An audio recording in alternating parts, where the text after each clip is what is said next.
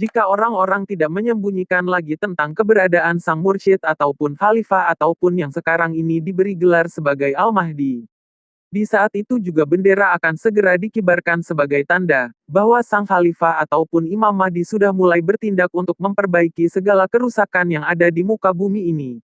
Dan jika orang-orang sudah mengakui terhadap sang mursyid ataupun khalifah yang sebenarnya, maka akan ada suatu dimensi yang sangat besar yang diturunkan oleh Allah Subhanahu wa Ta'ala di bumi ini. Dimensi itulah kekuatan miliknya sang mursyid ataupun khalifah yang telah dianugerahkan oleh Allah Subhanahu wa Ta'ala, yang belum mau digunakan oleh sang khalifah ataupun Imam Mahdi. Turunnya dimensi tersebut tidak akan ada orang lain yang tahu kecuali Allah dan kekasihnya saja. Bahkan dimensi kekuatan tersebut akan membawa pengaruh besar untuk kebaikan pada bumi ini, sehingga manusia-manusia yang selalu berbuat kezaliman dan ketidakadilan tidak akan berani lagi berbuat seperti itu. Dan para manusia munafik pun tidak akan berani lagi berbuat semena-mena dan membawa nama agama demi kepentingan mereka masing-masing. Karena banyak sekali pada zaman sekarang ini manusia-manusia munafik yang membawa nama agama demi kepentingan pribadi diri mereka. Manusia-manusia seperti itulah yang harus diperbaiki akhlaknya.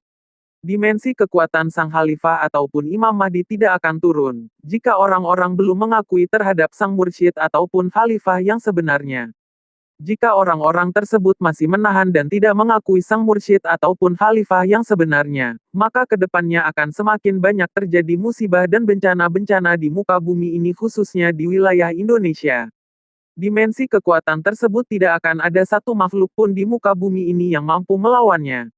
Bahkan para manusia-manusia yang ingin memusuhi sang khalifah ataupun Imam Mahdi tidak akan mampu mengetahui turunnya dimensi kekuatan tersebut. Saat ini sang khalifah ataupun Imam Mahdi yang sebenarnya masih menahan diri dan belum mau bertindak dikarenakan masih banyak kelompok atau individu yang mengatasnamakan diri mereka sebagai Al-Mahdi ataupun Imam Mahdi. Jika kedepannya semakin banyak kelompok atau individu yang mengaku dirinya sebagai Imam Mahdi, maka akan semakin lama sang khalifah ataupun Imam Mahdi yang sebenarnya berdiam diri, dan akan semakin banyak kerusakan yang terjadi di muka bumi ini. Seandainya kalau memang ada khalifah ataupun Imam Mahdi selain beliau, tentu saja mereka-mereka yang mengatasnamakan diri mereka sebagai Imam Mahdi, pasti akan bisa memperbaiki segala kerusakan yang sudah terjadi di muka bumi ini. Banyak kelompok atau Imam Mahdi.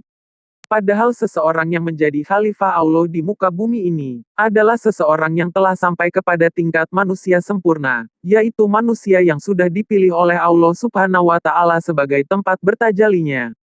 Manusia seperti itulah yang akan menjadi tangan dan kaki Allah di muka bumi ini.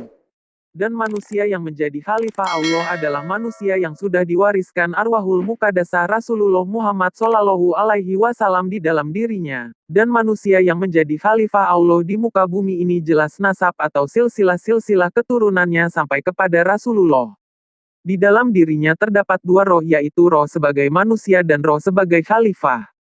Mungkin dengan penjelasan saya yang sering berulang sebagai Al-Mahdi ataupun Imam Mahdi. Untuk kalian yang selalu merasa diri dan mengaku diri sebagai wali ataupun Imam Mahdi, cepat-cepatlah sadar dan segera bertaubat. Karena jangan sampai pengakuan dari kalian sampai ke telinga sang khalifah ataupun Imam Mahdi yang sebenarnya. Karena beliau sangat membenci terhadap manusia-manusia yang selalu ingin merusak moral ketuhanan. Jika kalian tidak percaya dengan apa yang saya sampaikan terserah kalian saja, yang penting saya sudah berbagi informasi ini.